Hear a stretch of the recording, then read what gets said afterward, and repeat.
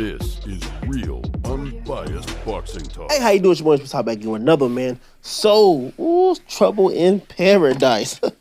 Check it out, man. Canelo Alvarez versus John Ryder barely even breaks 200,000 pay-per-view buys, exposed by Rick Glacier. Now, check this out, man. What's crazy is that Days has been doing some tricky stuff with their numbers when it comes to certain inflations. They have been making subscriber count plus the pay they have to pay on top of it. So let's say you're a subscriber with Days, right? You're paying $20 a month, right? Canelo pay-per-view happens for $60, or let's say $40, whatever they say what it is. They'll automatically mark you as a subscriber when you buy a pay-per-view buy as 2 buys. Yeah, let that sink in. That's crazy how they done that. I guess because they counted the money that you're a subscriber and counted the money they get from pay-per-view as 2.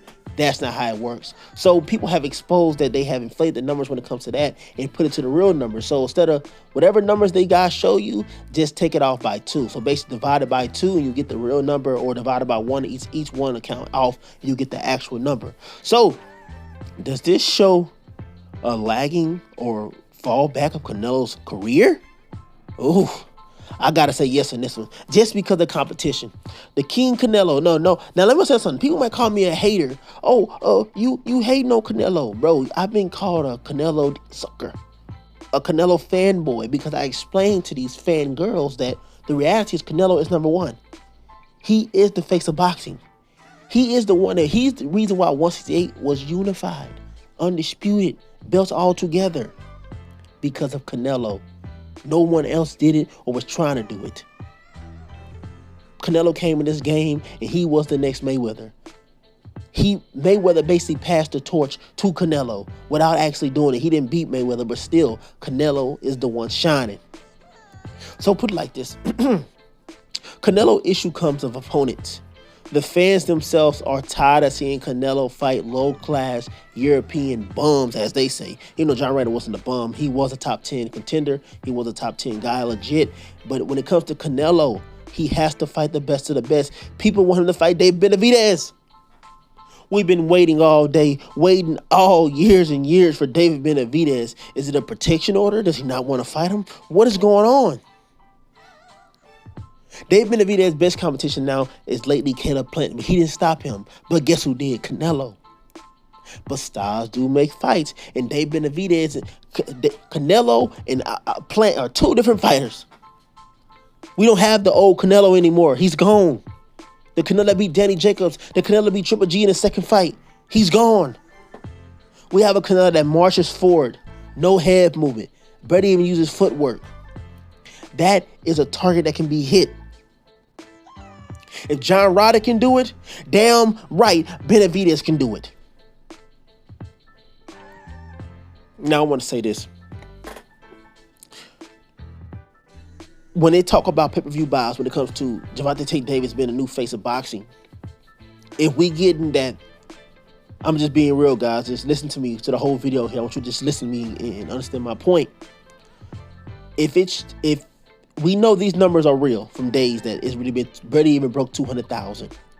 And Tank Davis average fights do 200,000 versus nobody's, or to 220,000. Versus Rolly. I think he did 230,000 pay-per-view. No, it was 300,000 pay-per-view versus Rolly. What does that show? If Tank Davis, his next fight, if he fights, I don't know who's gonna fight. Probably gonna fight some top contender dude. No, some low rank contender guy. Or something that's coming up, probably got a baby belt, probably fight Rolly Romero, light pickings. If his pay-per-view numbers come in at over 250 or over 200,000, in definition, he will become the face of boxing. Now, guys, listen to me, that's what it is by definition. Who's the man making the pay-per-view buys? Who's the man bringing in the crowds? Tank Davis sell tickets. That's a fact. That is a fact. When he fought Leo Santa Cruz, he brought in 15,000 people. When he fought an unknown Pitbull Cruz, he brought in over 13,000 people. That's just the reality of it. And he has a steady number of pay-per-view buys. You know what he's going to do. We just see him fight Ryan Garcia, and they got to combine 800,000 pay-per-view buys. So what does that prove? If Tank Davis just steps up a little bit, we all know who got eyes and eyeballs that Ryan Garcia didn't have a chance in hell. But we know that once Tank Davis can step up in one fight, if he actually fights a top 10 legit fighter that we know, people know of, and we see him fight, you know what happens? Then the bars are going to spike. 320, 350, maybe 400,000. Canelo has no choice. There's no more backing up. He fought his Mando and Ryder. See, I commend him on. I let that go because I know this is a boxing fan that John Ryder was his mandatory. What these clowns don't understand and know in boxing, he was a mandatory. But now what, Canelo? What's the next steps? Why do you want to fight Bivol? Let it go. He wants to go to 168 and fight you. He wants those belts. But you know you don't want to even take that risk. You want at 175. Don't make a rematch clause at 168 if you believe these hater fans are going to say you drained them. Make sure that it's clear and out there that there is no rehydration clause. He can get in there and come in there at 180. I don't care. But we can do 160. But he wants to do 175. He wants to revenge his loss. When in reality, I don't see him winning that fight. I'm being real with you guys. His footwork isn't there. His head movement isn't there. His speed isn't there. His punch output isn't there. You trying to chop down Bivol is not going to work. You see that shit barely worked with a mover and Caleb Plant. He stopped in 11 rounds. And Bivol is a better boxer than Caleb Plant. I'm sorry, I'm telling you, because when it comes to levels, there are two different levels, two different weight classes. That's the reality of it. So Canelo, you have Dave Benavidez there. You have David Morrell. You even have hype train Edgar Berlanga. I advise Canelo to fight Edgar Berlanga, whoop his ass, fight him on either, if you can't get on a Mexican day or Puerto Rico's day, one of those days, so it can be the, Mexico versus Puerto Rico always sells amazing, sells good. He's going to stop that man in about 6 rounds anyway. Go get a light tune-up on Edgar Berlanga. Get your hype up.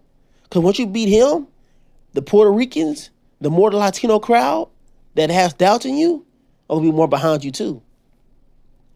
And then the grand finale before you retire, because Canelo, man, he's slowing down. He's done enough. He's made his legacy. Canelo will be in the history books. When Canelo leaves out, guess who we'll be talking about for the next 10 years? Canelo Alvarez, just like Mayweather. That's just the facts. So once you done with Edgar Berlanga, it's time for Dave Benavidez.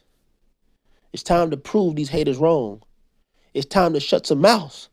Or it could be time for Dave Benavidez to shine.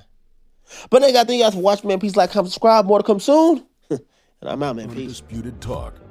Remember to like, comment, and subscribe.